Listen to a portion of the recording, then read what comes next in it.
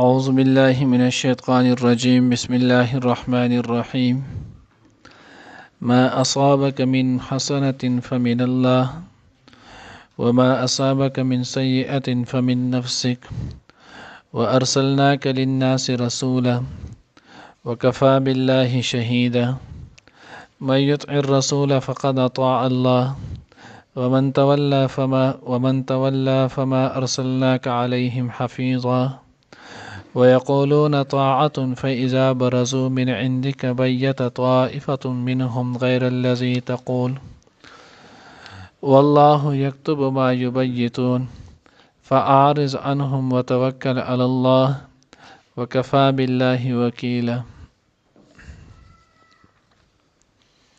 نننی درس کې به انشاءالله العزیز سورة نساء پارا نمبر 5 رکو نمبر 11 آیات نمبر 79 80 81 درې آیاتونه چې نو هغه به ویلې کېږي.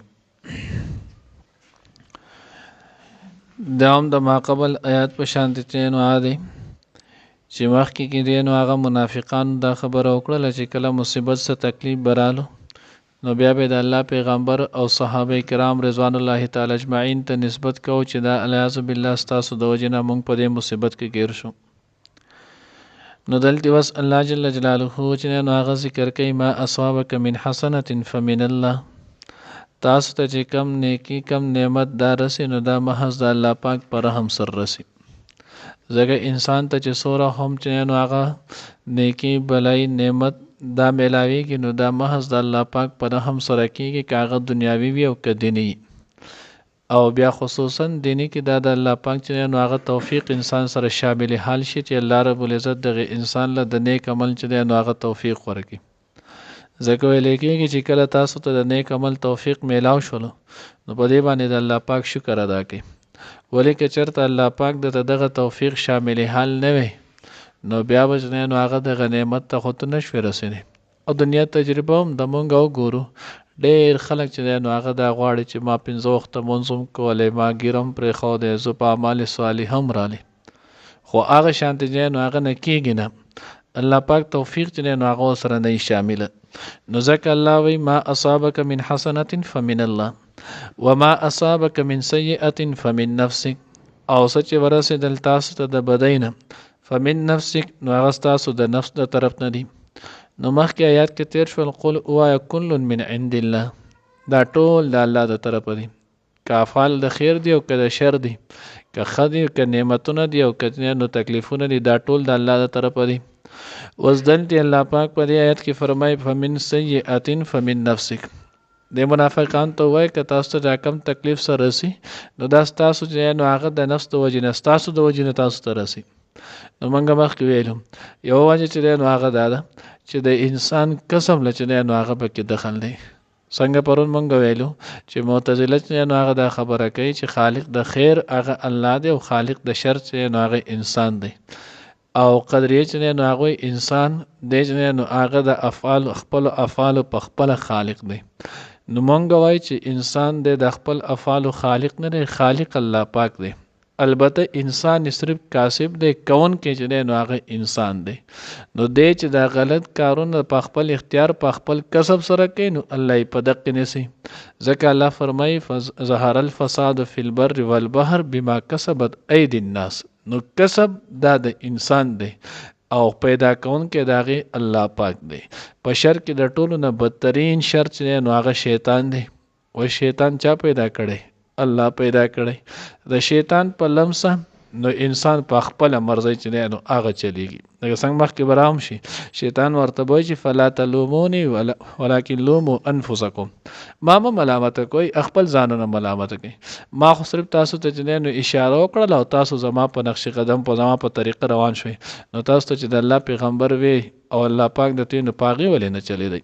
نو دلته ځکه دغه نسبت دا چې نو هغه د شر نسبت د انسان ته شي. او بعض حضرات لیکلي دي چې د تکلیف او د شر نسبت انسان ته دا ادبن کېږي، دا سکیږي په تور د ادب سره کېږي. لکه حضرت ابراهیم علیه السلام چې نو هغه فرمان دی، الله قول نه قرآن آیات دی فاذا مرضت فهو یشفین. کله چې زه بیمار شم نو د بیماری ته چې نو هغه نسبت خپل ځان ته کړی دی، ځکه دا چې نو هغه عیب دی، کمزوري ده، نو خپل ځان ته نسبت کړی چې فاذا مرضتو، کله چې زه بیمار شم، فهو یشفین، نو هغه الله ماته چې نو هغه شفا راکوي. نو شفا دا نعمت دی، د هغې نسبت یې الله پاک ته کړی دی. بیماری چې دی نو هغې نسبت خپل ځان ته کړی، حالانکې په دې باندې هر سړی پوه دی چې خالق چې دی نو هغه د صحت او خالق د بیماری هغه یو الله دی. صحت ورکوونکی هم الله دی او بیماری راوستونکی چې دی نو هغه هم الله دی. نو ځکه الله وایي من سیئة، نو کومه بدي چې تاسو ته رسي فمن نفسک، هغه ستاسو د نفس د طرف نه ده. وارسلناک للناس رسولا، او الله وایي ما ته لېږلی دی د ټولو خلکو دپاره رسول. نو معلومه دا شوه چې نبي علیه صلات وسلام تر د قیامته پورې چې نو هغه رسول دی. الله د پیغمبر نه وروستو دنیا ته بل پیغمبر راتلو والا چې نو هغه نشته.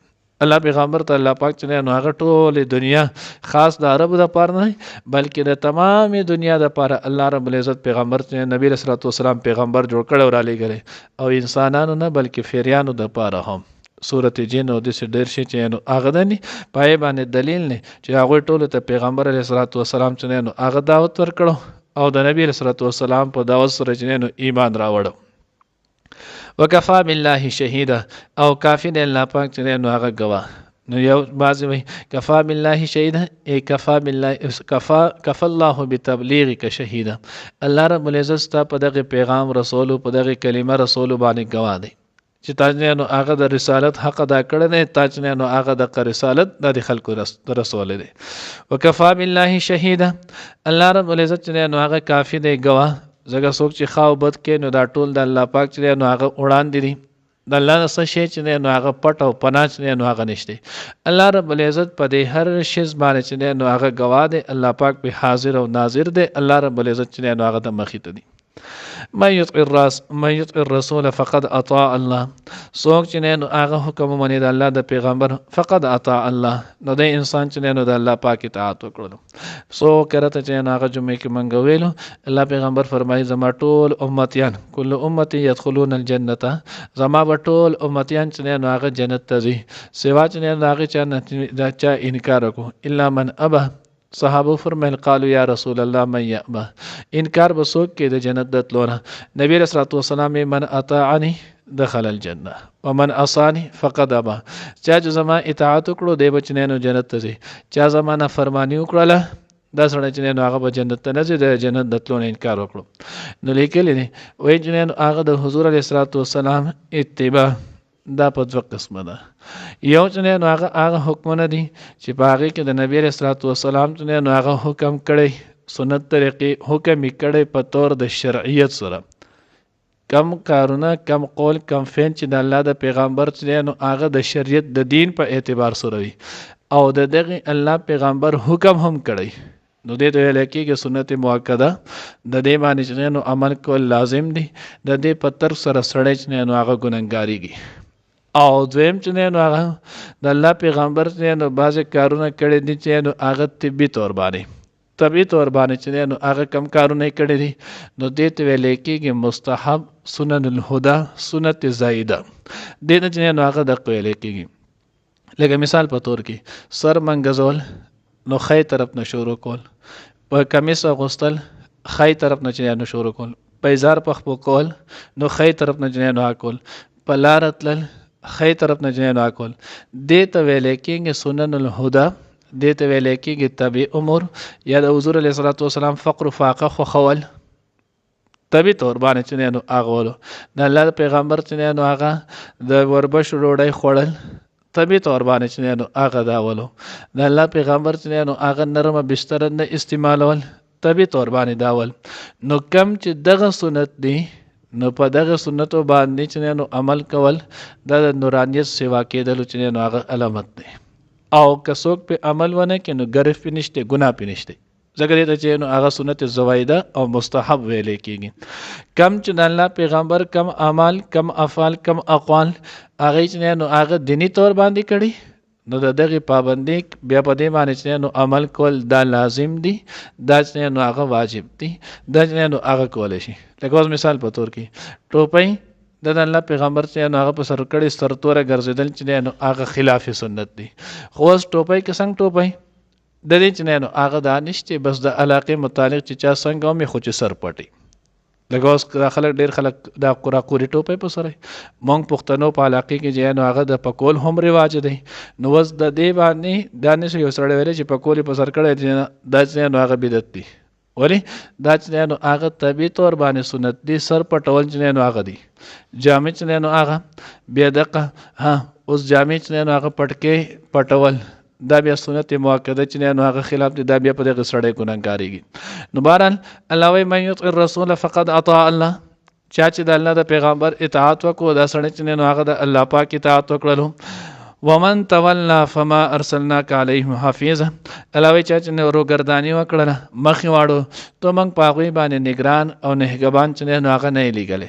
استاذ معارض نو هغه صرف ابلاغ نه رسول نه بس چې کله ته تبلیغ وکړو ودې رسولو نو د رسولو نه وروستو بیا ستا په ذمه باندې چې نو هغه په دې منل لاګو کول چې نو هغه نه دی لاګو کول هغه د الله رب العزت چې نو هغه کار دی. ويقولون طاعة فإذا برزوا من عندك بيت طائفة منهم غير الذي تقول. دا آیات واسه نو هغه د منافقانو باره کې نازل شوی دی. منافقان چې نو حضور علیه الصلاۃ والسلام مجلس ته برال نبی علیه الصلاۃ والسلام مجلس کې بناسو الله پیغمبر مچنه نو هغه یو حکم صادر کو دی به بالکل طاعت په سر سترګو د الله پیغمبر ستاسو د حکم به مونږه خامخا اتباع کو. نو نبی رسول الله والسلام به خبرو فرمایله او کم به فرمایلو دی بچی نو هغه د اطاعت اقرار وکړلو. فاذا برزو نو کله بچی دوی بیا د حضور علیه الصلاۃ والسلام د خوانه اوتل بیت طائفه منهم غیر الذي تقول. الله وی بیا به دغه نه اورشتو بیت د شپې ځان له مشوره کو. بیت اصل کې ویل کېږي چې نو هغه ځان له د شپې چې نو هغه کوم خبره د شپې په حصہ کې چې کوم وشي دغه ته بیت ویل کېږي. نو الله وی بیت طائفه بیا د شپې چې نو هغه یو ډلې د دوی نه چې نو ځان له خبرې وکړلې غیر الذي تقول سوا د هغه نه چې کوم بوته د الله پیغمبر ویلو. نبی علیہ الصلوۃ والسلام په جهاد حکم کړو سبا په دې غزو باندې زو په دې طرف بزو بل حکم دی په پاغي کې ټال مټون چې نو هغه جوړ کو دغه حکم خلاف چې نو هغه به نور کولو. نو الله وی د منافقانو علامت دی. والله الله پاک یكتب ما یبیتون. الله رب العزت لیکي هغه چې کم دی د شپې خف کوي کم چې د شپې سرګوشانې دو کوي الله وی هغه لیکي. الله رب العزت د هر انسان سره چې نو هغه دوه فرشتي مقرر کړي دي دا د انسان چې نو هغه د هر خبرې چې نو هغه سکی لیکي هغه محفوظ کوي. یو د ورځې چې نو هغه سحر نواله مازیګر پوري دویم چې نو هغه د شپې د مازیګر نواله د صبح سحر پوري. فاعرض عنهم وتوکل علی الله. الله رب العزت خپل پیغمبر ته تر د قیامت پورې اصول بیان کړلو.